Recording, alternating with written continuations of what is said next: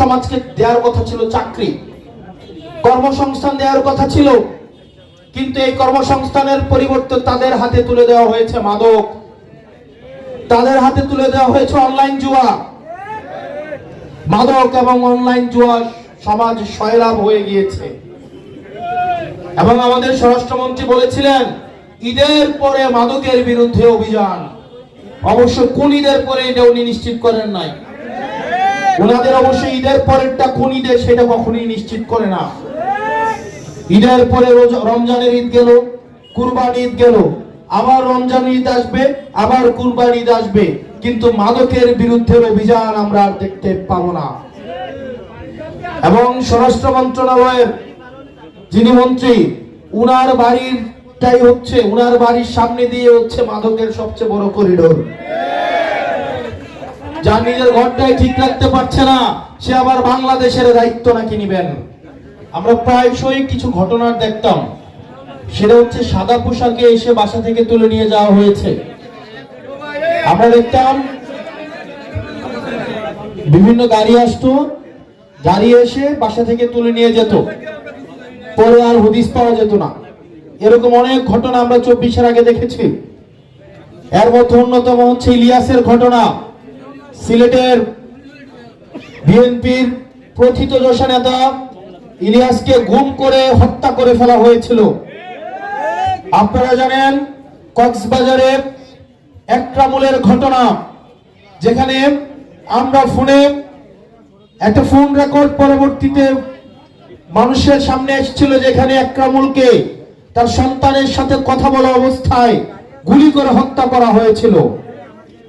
এরকম অসংখ্য সহস্র ঘটনা 24-এর পূর্বে আমরা দেখেছি। বাসা থেকে তুলে নিয়ে সাদা পোশাকে এসে গুম করে হত্যা করা হতো।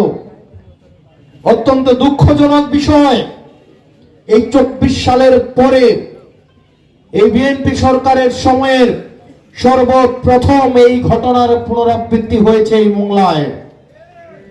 এই মোংলাতে সাদা পোশাকে এসে একজনকে বাসা থেকে তুলে নিয়ে যাওয়া হয়েছে আজকে 3 মাস, তাকে আর ফেরত দেওয়া হয় নাই। এই গুমের ঘটনা 24-এর পরে বিএনপি সরকারের জন্য একটা কালো অধ্যায় হিসেবে সূচিত হলো। কারণ অন্তর্বর্তীকালীন সরকার বলেছিল গুম কমিশন করার জন্য, মানবাধিকার কমিশন করার জন্য। বিএনপি সরকার কথা দিলেও যেই দলের সবচেয়ে বেশি নেতা নির্যাতিত নিপীড়িত হয়েছে, সেই দলের নির্যাতিত নিপীড়িত নেতা থাকা সত্ত্বেও কার প্রেসক্রিপশনে আমরা জানি না, তারা এই গুম কমিশনের বিরুদ্ধে অবস্থান নিয়েছে। এবং মানবাধিকার কমিশন এই বিএনপি সরকার মেনে নেয় নাই। দুর্নীতি দমন কমিশনে এখনো পর্যন্ত চেয়ারম্যান নিয়োগ দেওয়া হয় নাই। অর্থাৎ আগের মতোই হাসিনার আমলের যেই সিস্টেমটা ছিল একই সিস্টেম বিদ্যমান রয়েছে। কেবলমাত্র হাসিনা বাংলাদেশে থাকার কথা ছিল, সে এখন ভারতে রয়েছে। আমরা হাসিনারও বাংলাদেশ থেকে বিতাড়ন চেয়েছিলাম, একই সাথে সাথে হাসিনা ব্যবস্থারও বাংলাদেশ থেকে স্থায়ী বাংলাদেশ থেকে পতন চেয়েছিলাম। অত্যন্ত পরিতাপের বিষয়, বিএনপি সরকার হাসিনা কাঠামোটাকে অত্যন্ত সযত্নে, খুবই আন্তরিকতার সাথে, মায়া মহব্বতের সাথে বিভিন্ন ফর্মুলায়, বিভিন্ন সূত্র দিয়ে, ঐতিহাসিক রেফারেন্স দিয়ে সালাউদ্দিন সাহেব হাসিনার এই সিস্টেমটাকে এখানে টিকিয়ে রেখেছেন। প্রিয় বাংলাবাসী, এই নির্বাচনের পর অলমোস্ট 6 মাস অতিবাহিত হয়েছে। এই 6 মাস আপনাদের কি কারো কর্মসংস্থান হয়েছে? এখানে কি নতুন কেউ চাকরি পেয়েছেন? অনেকেই পেয়েছে।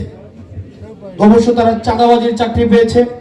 নতুন টেম্পো স্ট্যান্ডে তাদের হচ্ছে নতুন 2টা ঘাট দখল করেছে, হয়তো ঘের দখল করেছে, অথবা টেম্পো স্ট্যান্ডে নতুন করে দায়িত্ব পেয়েছে, হাত বদল হয়েছে, তারা অবশ্য চাকরি পেয়েছে। কিন্তু আপনারা কি কোনো চাকরি পেয়েছেন? সরকার বলেছিল তারা 5 বছরে 1 কোটি লোকের কর্মসংস্থান করবে। 1 কোটি লোকের কর্মসংস্থান যদি করতে চায়, তাহলে প্রত্যেক মাসে অন্তত 1.5 লাখ কর্মসংস্থান, এই 6 মাসে অন্তত 10 লাখ কর্মসংস্থান হওয়ার কথা ছিল। একটা কর্মসংস্থানও আমার বাংলাদেশের মানুষ পায় নাই।